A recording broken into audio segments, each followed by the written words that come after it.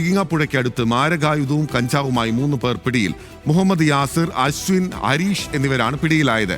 കൊടുവാളും മയക്കുമരുന്ന് പാക്ക് ചെയ്യുന്നതിനുള്ള കവർ, ത്രാസ്, കഞ്ചാവ് എന്നിവയാണ് പിടികൂടിയത്. വിവരങ്ങളുമായി കോഴിക്കോട് നിന്ന് രതീഷ് വാസുദേവൻ ചേരുന്നു.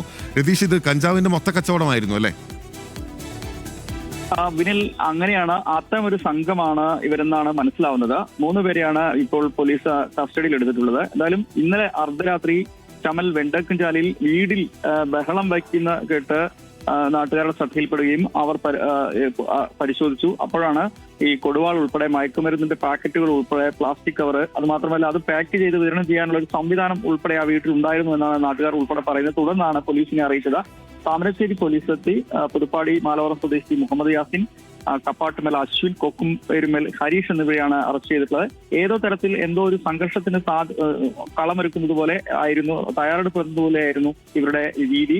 അതുകൊണ്ട് തന്നെ ഏതോ ആക്രമണത്തിന് നടത്തുന്നതിനായി സൂക്ഷിച്ച ആയുധങ്ങളാണ് എന്നാണ് ഇപ്പോൾ ലഭിക്കുന്ന സൂചന. ഇവർ സ്ഥിരമായി പ്രദേശത്തെ ലഹരി കച്ചവടക്കാരാണ് എന്നാണ് നാട്ടുകാർ പറയുന്നത്. നാട്ടുകാർ ഉൾപ്പെടെ വളരെ നാളായി ഇവരെ നിരീക്ഷിച്ചു വരികയായിരുന്നു. പോലീസ് എത്തി ഇപ്പോൾ പ്രതികളെ അറസ്റ്റ് ചെയ്തിട്ടുണ്ട്. താമരശ്ശേരി പോലീസായി സംബന്ധിച്ച് കേസന്വേഷണം ആരംഭിച്ചിട്ടുണ്ട്. എന്തായാലും താമരശ്ശേരി മേഖലയിൽ ഇത്തരത്തിൽ ലഹരി സംഘങ്ങൾ കൂടുതൽ നാട്ടുകാരുടെ കൂടെ ജാഗ്രതയിൽപ്പെടുന്നു. നാട്ടുകാർ ഉൾപ്പെടെ അത് പോലീസിനെ അറിയിക്കുന്നു എന്ന തരത്തിൽ വലിയ തരത്തിലുള്ള ജനകീയ ജാഗ്രത കൂടി ഇത്തരത്തിൽ ആളുകളെ കണ്ടെത്താൻ പോലീസിനെ ഉൾപ്പെടെ സഹായിക്കുന്ന സാഹചര്യം കൂടി ഉണ്ടായി വരുന്നുണ്ട്. ഓക്കെ, അത്തരം സാഹചര്യങ്ങൾ ഉണ്ടാകുമ്പോൾ പോലും പലരും ഈ ലഹരി സംഘങ്ങളെല്ലാം തന്നെ നാട്ടുകാരെ ആക്രമിക്കുന്ന സാഹചര്യമുണ്ട്. പ്രത്യേകിച്ച് ഈ ഷഹബാസ് വധത്തിന്റെ പശ്ചാത്തലത്തിലെല്ലാം വലിയ റെയ്ഡുകൾ നടന്നിട്ടുള്ള ഒരു സ്ഥലം കൂടിയാണ് താമരശ്ശേരി. അവിടെ നിന്ന് തന്നെയാണ് വീണ്ടും ഒരു കേസ് റിപ്പോർട്ട് ചെയ്യുന്നത്. രതീഷാണ് വിവരങ്ങൾ നൽകിയത്.